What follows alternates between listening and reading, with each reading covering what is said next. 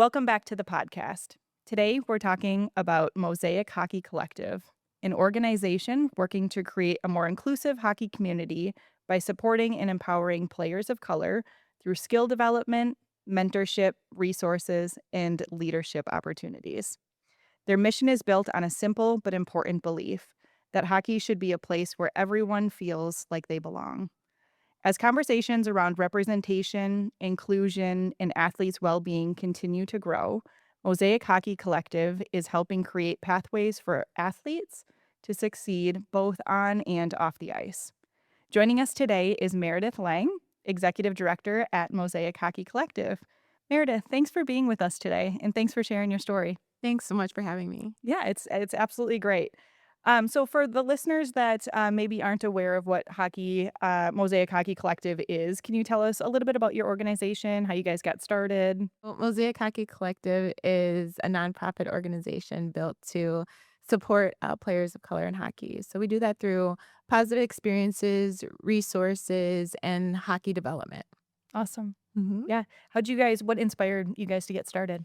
Yeah, so as a hockey mom, my daughter started when she was 5, Okay. and being a player of color, just realized that there weren't a lot of other players of color that were involved in hockey, and she was often the only Black player on her teams or in that environment. And so I sat in on a roundtable discussion with other parents of color, Okay. and we shared very similar stories, very similar experiences, and being able to kind of have that support is like more players of color would get involved in hockey if they Sure. had that support. Sure. And so just being able to fill that need, I saw that was out there. Um, and so we started Mosaic really out of need, out of a place for our kids to be seen, to be encouraged. And through that, I found other parents that, were feeling the same way. And so we, started a community. And that's really what it was about, is being able to have this community for our players to be seen and heard. Yeah, that's beautiful. How many years ago did this start, or how long have you Yeah, been around? so the trajectory has had different spaces along Okay. the way. So originally it started with my daughter, and she had another girlfriend who is Mexican American. And so it was just them on social media, just having pictures and Yeah. just, starting that way. And through that, we met a lot of people. We built, a good community. And then it transitioned into a girls' team. Then we were like, "Oh, let's, have this girls' team of girls of color and coaches of Wow. color," and that. And then we had a lot of our families that had boys. And then they were like, "Well, our boys want to be involved in Sure. something like this." Right. And Because so there's that need yeah, too, because right? there's that Yep. scene, it's just not for girls. And so in 2022, we started Mosaic Hockey Collective, through parents, through parents that wanted their kids to experience a better version than they experienced. I mean, I'm lucky enough to be a second generation hockey family. I Okay. played hockey in high school. Our other vice president, Mike Heffertepe, he played hockey in high school. And then our other board member, Becca Clays, she's just a hockey enthusiast. She's got 5 girls. And so through our collective experiences, we were like, I think we've got what it takes to really be able to support players of color and families of color. Yeah, yeah, with all the experience that you Yeah, have in your backgrounds and such, it's exactly. great. Um, so where would you say, as being the executive director, you obviously have a good understanding of, the organization, how it runs, what your guys' vision is. Where would you say the organization's going over the next 5 to 10 years? What are your guys' goals? Yeah, so I think, more expansion for sure. Okay. I think we're lucky enough to be in Minnesota where hockey is prevalent. There's a lot of opportunity to get involved in hockey. And so for us, expansion would be that our kids that are involved in the program now are able to give back to the program, Yeah. right? So that they're coming back and they're sharing their experiences. Maybe they're in business, maybe they're still involved in hockey, and then that they would be able to have this like full circle moment to where now they're giving back Yeah. and elevating other kids of color in our program. Yeah, that's amazing. So not just teaching skills on the ice necessarily, but well-rounded individuals and in leadership skills and all of that as well is really what you guys are focusing on. Yeah, hockey is the byproduct of, being a good citizen, being a good Right. human. Right. And so we're using hockey as that vehicle to be able to help our kids meet that goal, whatever that goal is. Maybe it is hockey. Maybe they do want to hear their name called in the PWHL draft or the NHL draft, or maybe they want to work in the front office. Maybe they want to be a referee. Whatever that is for them, we want to be there to support them. Yeah. So we talk so much about, inclusion and why inclusion is so important. We talk about it at Sophie Squad and in just even outside of the organization, right?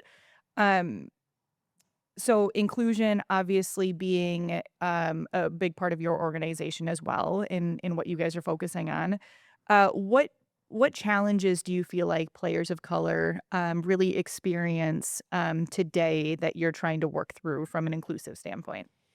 Yeah, I know it's a big it question, is a but it's big. also your mission, right? Right, So, yeah. right. And we often say that diversity is counting numbers and inclusion is making those numbers count. Hmm. And that's what we're trying to do. That's the space that we want is we want to have these inclusive numbers where our kids they feel seen, they feel Yeah. valued, they feel heard, they feel like the opportunity is out there for them. And so when we're talking about inclusion, it's a culture. Yeah. It's about how do I create a culture where everybody feels seen, and it's going to be different. It's going to be different for those players of color, and I think acknowledging that is perfectly okay because how I want to be treated might be different than somebody else on my team, and when we acknowledge that, that's how we build a strong culture. Yeah. It's amazing. I'm actually getting emotional thinking about it. So that's I'm really grateful for the work that you guys do. It's needed in our community, and I'm proud that the Twin Cities gets to offer that for so many different reasons, right? And being a part of the hockey community is amazing. So thank you. Just Yeah, thanks for your oh, work. thanks. That's I mean, we're the state of yeah. hockey, right? Yeah. We Right. should be Yeah. leading this mission because we have the ability to do that. Absolutely. And it's on us. It's on Yeah. all of us to Yeah. be able to do that. Yeah. So as an organization, if you've got a kiddo that comes through, what do you guys do specifically to make sure that they feel a sense of belonging other than just being a part of this community? Is there anything specific that your organization does that kind of sets it apart? Yeah, well, I think it's normalizing black and brown faces in hockey. Okay. They come, they see other players of color like them. Yeah. I feel like sometimes our kids don't even know that that really exists. And y- so much can be said for if you see it, you can be it. Yeah. And so they're seeing it at practice out there with their coaching staff, with their teammates, with the parents. So being able to reinforce that this hockey space is for you, that speaks volumes Yeah. when it comes to belonging.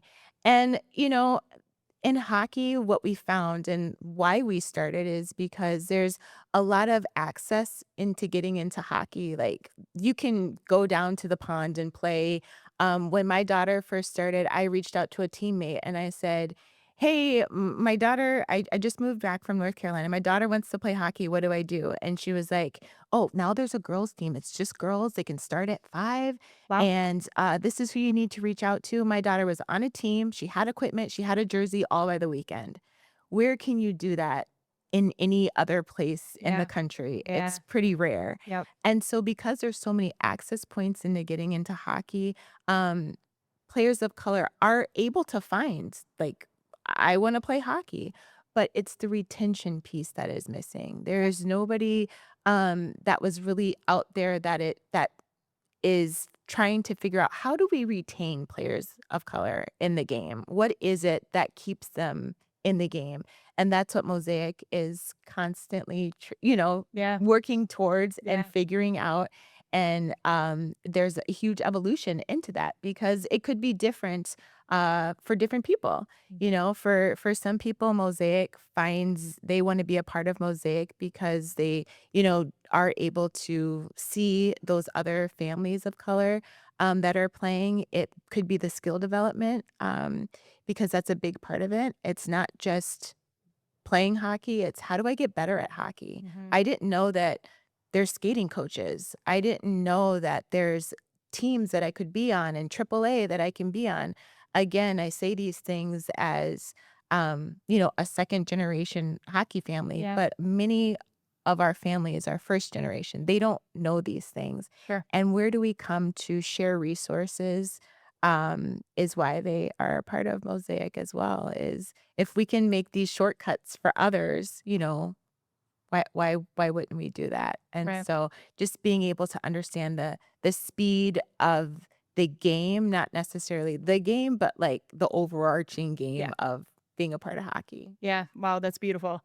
So the idea is to create a space for them in that whoever, right, wants to come into the organization and be a part of Mosaic. And then when they are there, it's, what does it mean to them? So it may be that, there's like-minded individuals or there's people who have had the same experiences, or maybe just somebody that, that looks the same, Mhm. and so everybody's story or reason why, Mosaic is important to them is different, but your idea is to hold the space. Probably Right. not articulating that very No, well. that is I'm sure you did better, but, no.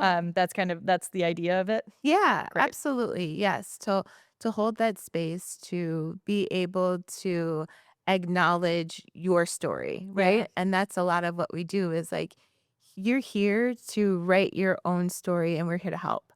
And so and it could be like I say it amazing. could be different for everybody, but Yeah. that's why we're here. Cool. I love it. That's Mhm. fantastic. Mhm. Um, okay, so we talk a lot as well, obviously being a part of Sophie's squad, talk a lot about mental health, being an important piece, with kiddos growing up, teenagers, but then that carries on into the adulthood as well. So mental health has become a major topic, not even in hockey, but just across sports in general. Why do you think that this conversation around mental health is so important to hockey and to your organization? What do you guys do from a mental health standpoint to help these kiddos? Yeah, mental health is such an important piece to this, and it's an important piece that I think can be missed for players of color. Um, I found myself as a black parent of a black daughter. Um, I'm having conversations earlier than I thought I needed to, with how names that she might be called, how people might view her, how she might be seen. And I clearly remember when she was 5, just starting out, they had, a little scrimmage, and, she was like, "Mom, the other player on the team called me fat," which is, not the case. They're just, Sure. saying whatever they wanna say. Kids saying kids Yeah, things, kids yeah. saying the darndest things, Yep, and that was just, a wake-up call to me that will progress at some point, if they're saying these, not so nice things, when is the next time that she's gonna be out there and it, is something harsher, it's a racial slur, it's, talking about her hair, it's something that she's gonna internalize. So, sure. we had to have those conversations, very early on, and so being able to protect our kids mental health wise, sports should be fun. They should be a place where they can excel, where they feel good about themselves, where they have Right. confidence. That's why we do it. We don't put our kids into sports so that they could be, the next, professional athlete. It's those, things that they learn about themselves along the way, the resilience and all of those things.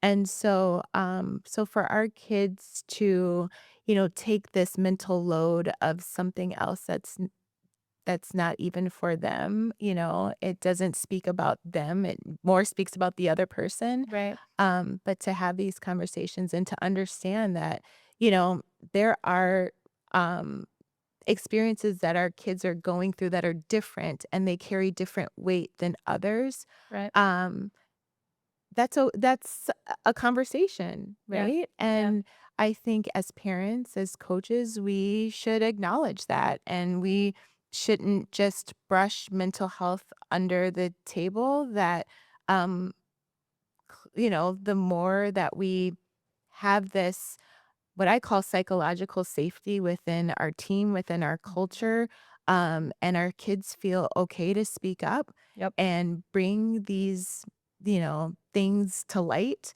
that's powerful. Yeah. That is what we're here to do, and mental health should be um, talked about on a regular basis, and we Yeah. should understand that, for different kids, it's going to feel different. Yeah, absolutely.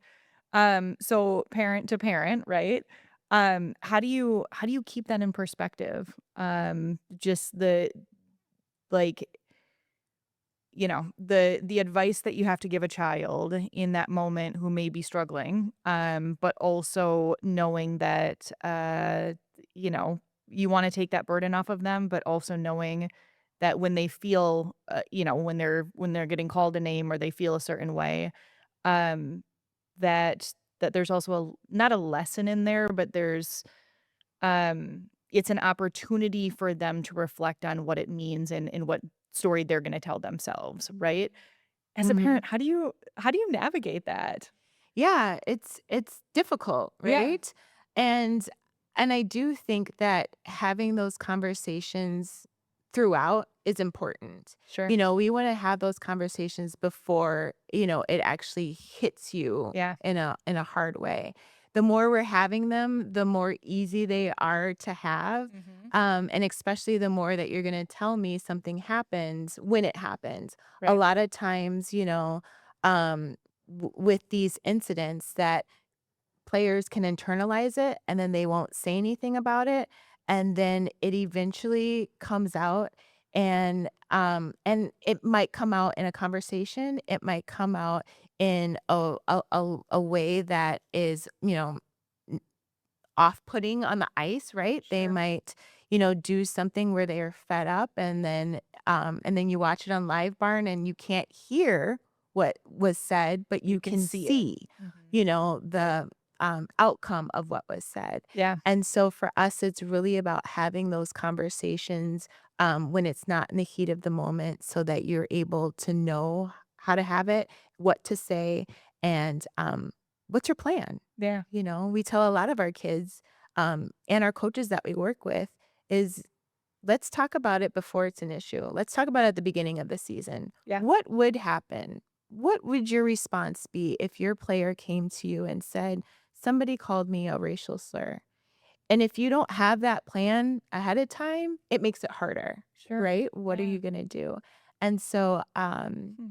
I really appreciate, hearing those stories of coaches that, um, have the plan in place. They Yeah. know what they're going to do. They know what they're gonna accept.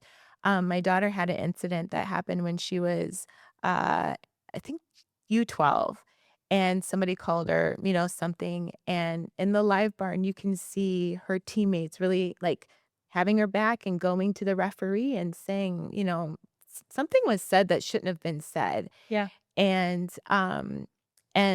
nothing was kind of done about it, and so they did a face-off, and the players weren't having it, and it was a safety concern. I mean, they pretty much knocked these other kids out because of what was said for my daughter.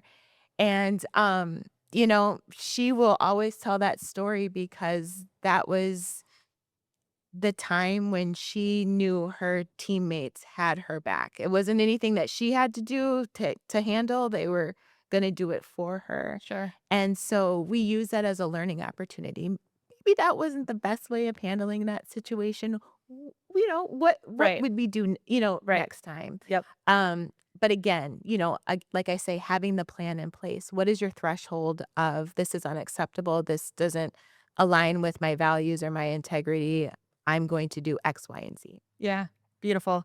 Yeah, so I mean, it's creating an environment where you're proactively asking the questions, getting the kiddos to start thinking about what would happen in this moment, how would you choose to show up, and in exercising that so that if and when something like that does happen, they're ready, they're prepared for it, and prepared to take care of each other too, right? Exactly. Mhm. And kind of rally around. So we talk a lot about how, the most protective thing we can do is create a community around us, that really understands, what we need as individuals and having the same goals together. So sounds like you guys are doing an amazing job of creating that culture and environment within Mosaic. So I love that. Yeah. It's great.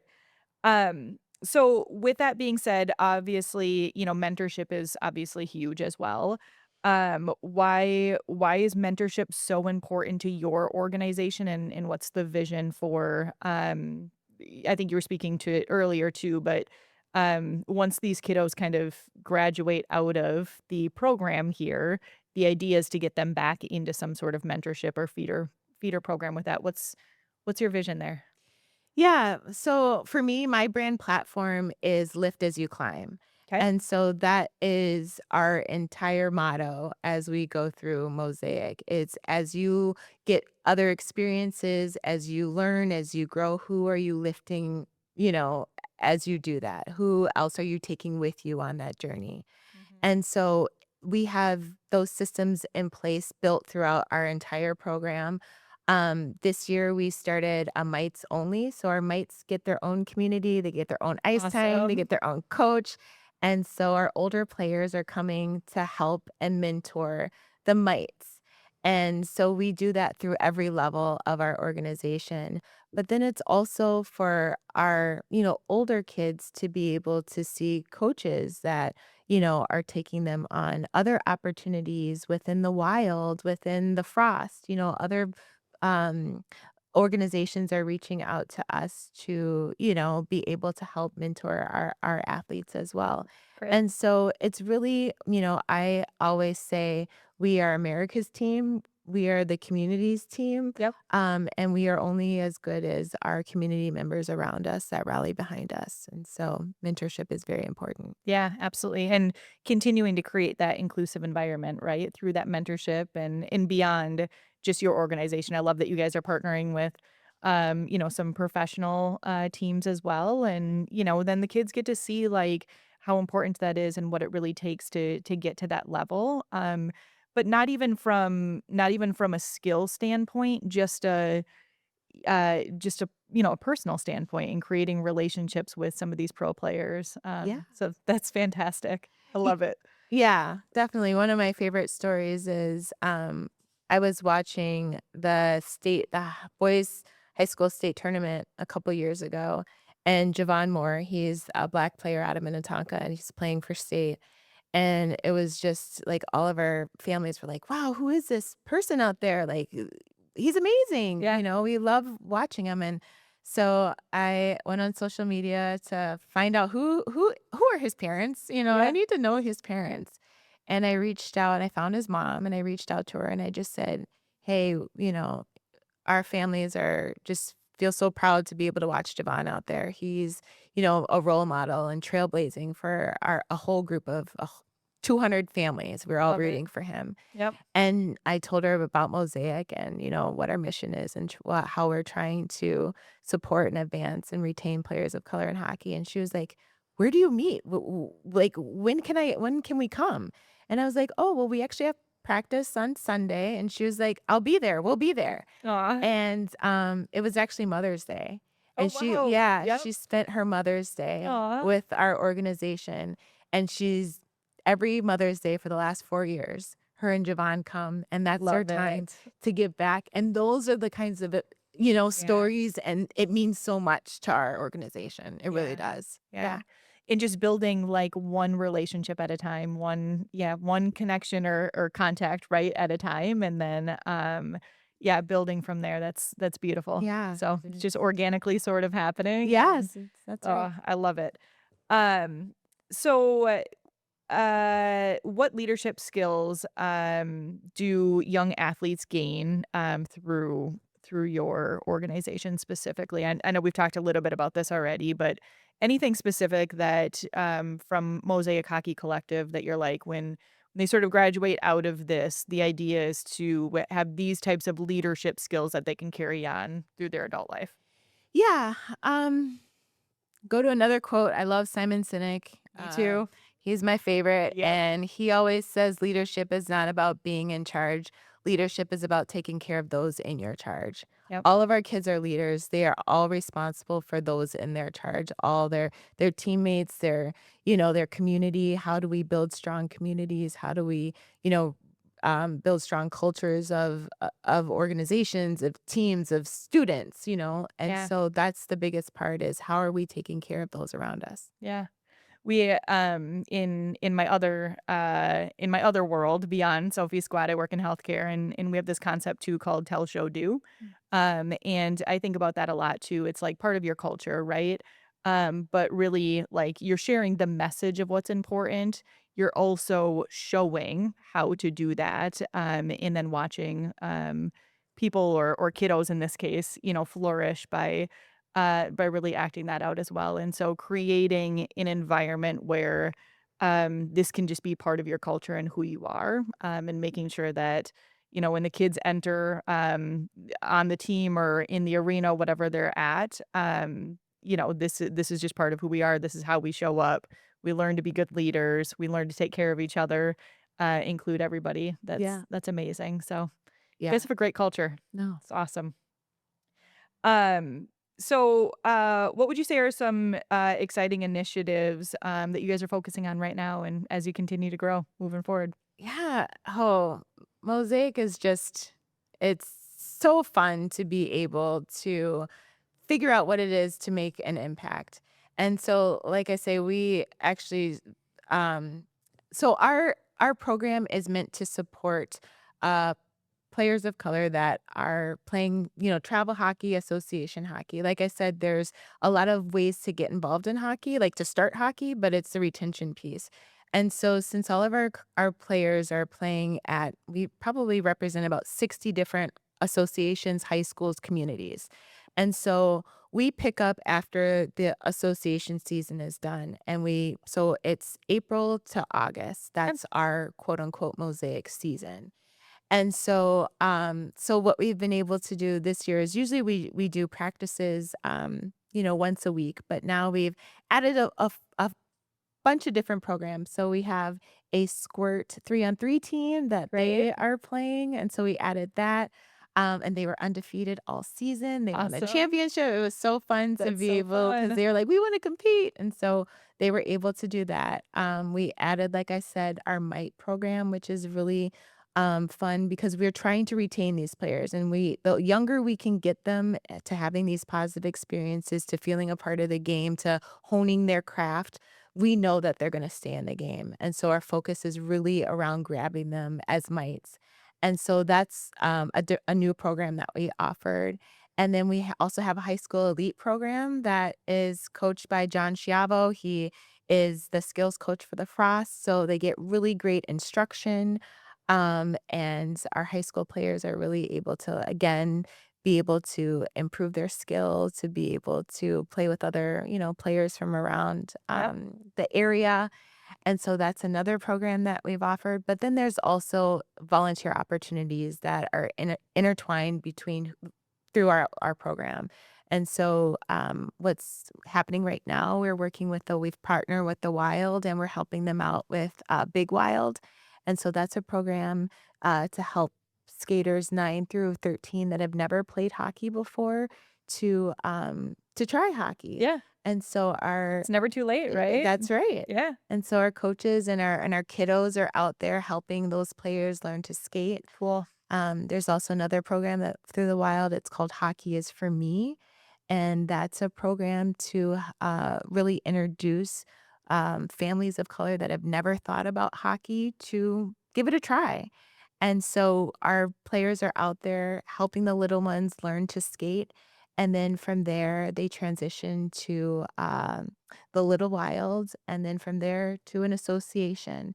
And so it's all Cool. of these things that are intertwined to they're not only getting the development, the community, the resources that they need, but they're also giving back to the larger populace to really get other, families into hockey. Yeah. Amazing. So you've got a really strong program and kind of a feeder, right? That they can start young, they can, kind of level up into another program and get those connections or touch points too. So that sounds fantastic. What message would you like, if for all of our listeners, what message would you like kiddos or hockey players of color to be able to hear, and what really gives you hope for hockey in the future here? Yeah. Um, to say hockey is for me, that's something that a program that the Wild has coined, but it is. Hockey is for me. It's for you. It's for us. It's for, dot, dot, dot, whatever you want to Mhm. fill that in. And that's your story. And you have the ability to make it your own. And that's what is exciting about it. It's exciting to see, more representation happening within the game. We have all cheered on Layla Edwards, as women, we were cheering her on. Caitlin Roberts from the university or from Penn State just got drafted. She's from Amazing. Minnesota, another black player from, Chaska Chan. So like Yep. we're seeing it happen, the Yeah. evolution and being able to see other players that share our same story make it. And so we are excited for the future that there's a pathway forward. And it's going to take all of us to want to grow and be able to see that for all of us. Yeah, absolutely. Thank you so much for sharing all of this today. And and thanks for all the work that you're doing in the arena, on the ice, off the ice, and really just to make an inclusive environment for everybody. So thank you. Thanks for Thank being you. here. Thank you for shining a light on something that's important to all of us. I Yeah, appreciate it. absolutely. Thanks, Aubrey, for joining us. I Having had me. the privilege of just meeting with your mom, Meredith. She's absolutely amazing. But thanks for being here today. I'm so glad that I get a little bit of time with you too. Thank you for having me. Yeah, absolutely. Okay, so you're a part of Mosaic Yes. Hockey Collective, right? You've been part of the organization since you guys started it about 4 years ago. Yes. Okay. What would you say when you think about Mosaic Hockey Collective? What does that mean to you? Why is it so important? I feel like it's like much bigger than a community. I feel like it's like a family because I help volunteer with everyone. I make new friends with all the little kids. And I was asking, oh, when's Opera going to come each time? Yeah. And I always enjoy seeing them. I was walking into where the locker rooms are and then like making new connections with people from like all over different organizations. Like my friend, she was for Eastview and I live in like Richmond, play for Breck, which is like Yeah. farther away. Yeah. And it's like really cool to play games. Let me see on the ice, take pictures, have the mosaic, and it's just like you get so many cool opportunities, like volunteering, and then I go to this huge tournament for doing the mosaic and play with all players of color around the world, like from like South America, like Mexico, Oh, and wow. Brazil and Argentina. So it's like really cool opportunities for mosaic. Yeah. So just meeting so many different people from so many different areas Yes. and even outside of the Twin Cities. Hmm. Yeah. That's incredible. So it sounds like you've created some fantastic friendships and met some really awesome people. Yes, I Yeah, that's great. Thank you for all of the work that you do. I know you get a sister also that have. volunteers a little bit, right? And you're playing on the ice, and so this is really like a family deal, right? Yeah. Yeah, that's beautiful. So the work that you guys are doing is really important, and I'm certain that you probably feel it every day. But I know it's hard work too, right? Yeah. And so just know that it's paying off, and you guys are doing some really incredible things for our community. So you should be very proud. Thank you. Yeah, absolutely. Thanks for being here today. Thank you.